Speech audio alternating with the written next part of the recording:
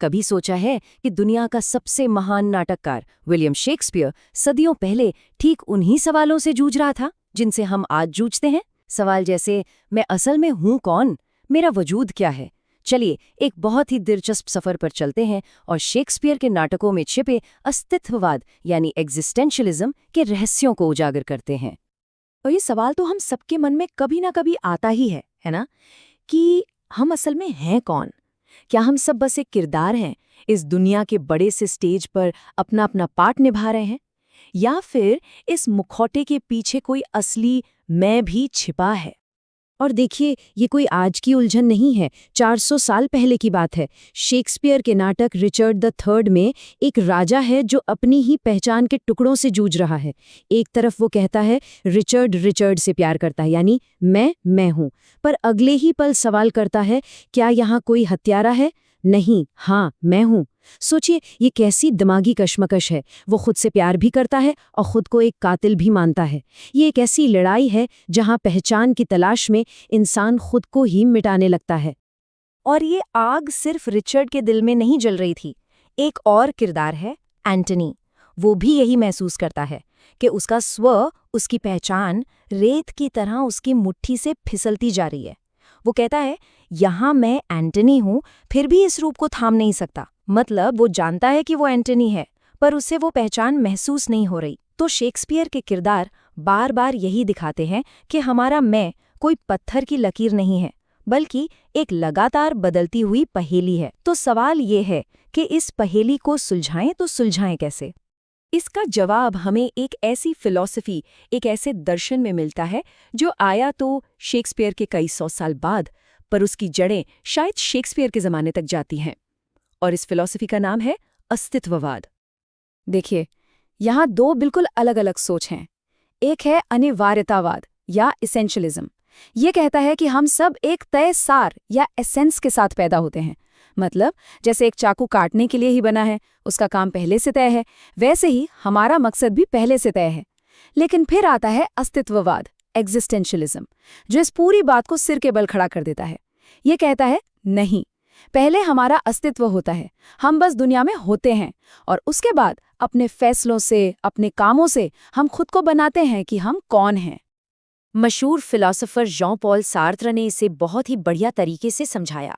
उन्होंने कहा, इंसान सबसे पहले बस अस्तित्व में आता है, दुनिया में आता है, और उसके बाद वो खुद को परिभाषित करता है। मतलब हम एक कोरी स्लेट की तरह इस दुनिया में आते हैं। हमारी पहचान पहले से लिखी हुई नहीं है। हम जो भी काम करते हैं, जो भी रास्ते चुनते हैं, वही मिलकर हमें बनाते हैं। लेकिन यहाँ एक बहुत ही दिलचस्प बात है। ये जो आइडिया है ना, ये उतना भी मॉडर्न नहीं है जितना लगता है।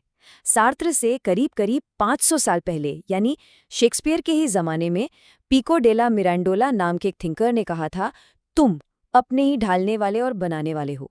इसका मतलब क्या हुआ? इसका मतलब ये कि ये आइडिया हवा में था। शेक्सपियर के वक्त में भी ये सोच मौजूद थी। तो क्या इसका मतलब ये है कि हम जो चाहें वो बन सकते हैं? क्या हम पूरी तरह से आज़ाद हैं अपनी पहचान बनाने के लिए? खैर, कहानी में एक और मोड़ है। हमारी पहचान सिर्फ हमारे फैसलों से नहीं बनती, बल्कि इस बात से भी बनती है कि बाकी दुनिया हमें किस नज़र से देखती है। एक बहुत ही सीधी सी लेकिन गहरी बात पर गौर कीजिए। हम कभी भी अपनी आंखों से अपनी ही आंखें नहीं देख सकते, है ना? हम अपना चेहरा बिना आईने के देख ही नहीं सकते। खुद को देखने के लिए, खुद को जानने के लिए हमें हमेशा किसी बाहरी चीज की एक बाहरी नज़र की ज़रूरत पड़ती है। तो जब हम अपनी असल जिंदगी में होते हैं, तो वो आईना कौन है? वो आईना है दूसरे लोग। उनकी आंखों में ही हम अपना अक्स देखते हैं। उनकी नज़र, उनकी बातें, उनका हमारे साथ बर्ताव, यही सब तो हमें बताता है कि हम कौन हैं। और एक बार फिर हम देखते हैं कि शेक्सपियर को ये बात पहले से ही पता थी। उनके एक नाटक ट्रोइलस और क्रेसिडा में एक किरदार कहता है कि कोई भी चीज खुद को तब तक नहीं देख सकती जब तक वो कहीं और जाकर अपना अक्स न देख ले, बिल्कुल आईने की तरह। तो शेक्सपियर भी यही कह रहे हैं कि खुद को समझने के लिए दूसरों का आईना कितना जरूरी है। इसी अनुभव को फिलोसोफर सार्त्र ने एक नाम दिया, बीइंग फॉर अदर्स, यानी दूसरों के लिए होना। ये वो एहसास है जब हमें पता चलता है कि हमारी पहचान सिर्फ हमारी अपनी नहीं है, बल्कि वो दूसरों की नज़रों में भी बन रही है, गढ़ी जा रही है। और वो नज़रें हमें कभी-कभी बस एक चीज़ की तरह भी देख सकती हैं। तो हम अपनी पहचान खुद बनाते हैं, लेकिन दूसरों की नज़र भी ज़रूरी है। ये तो बड़ा कंफ्यूजिंग है। तो फिर क्या हम आज़ाद हैं? अस्तित्ववाद में आज़ादी का जो आइडिया है ना, वो इससे कई ज़्यादा पेचीदा है, एक तरह का पैराडॉक्स है। सात्र कहते हैं कि आज़ादी दो तरह की होती है। एक है हमारी अंदरूनी आज़ादी, हमारी चेतना की आज़ादी, मतलब हमें कुछ भी सोचने से कोई नहीं रोक सकता। हम किसी भी हालात को लेकर अपना नज़रिया बदल सकते हैं। पर दूसरी है हमारी बाहरी, प्रैक्टिकल आज़ादी, और ये हमेशा लिमिटेड होती है, हमारी परिस्थितियों से बंधी होती है। सीधी सी बात है, हम उड़ने का फैसला नहीं कर सकते, क्योंकि हमारे पंख नहीं हैं। हमारी आज़ादी हकीकत की ज़मीन पर ही टिकी है। और मज़े की बात यह है, यही है वो विरोधाभास।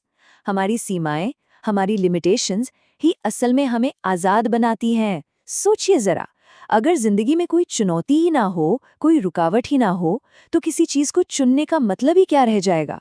एक चट्टान को हटाने का फैसला तभी तो मायने रखता है जब वो चट्टान सच में भारी हो।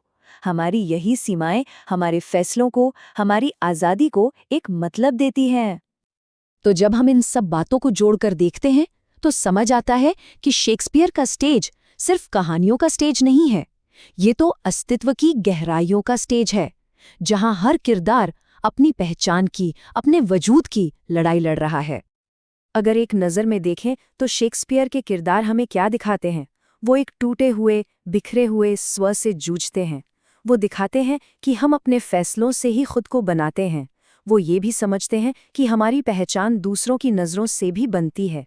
और आखिर में वो इस विरोधाभास को जीते हैं कि हम आज़ाद सिर्फ इसलिए हैं क्योंकि हम बंधे हुए हैं। और ये सारी बातें हमें इंग्लिश लिटरेचर की शायद सबसे मशहूर लाइन पर ले आती हैं, to be or not to be, that is the question.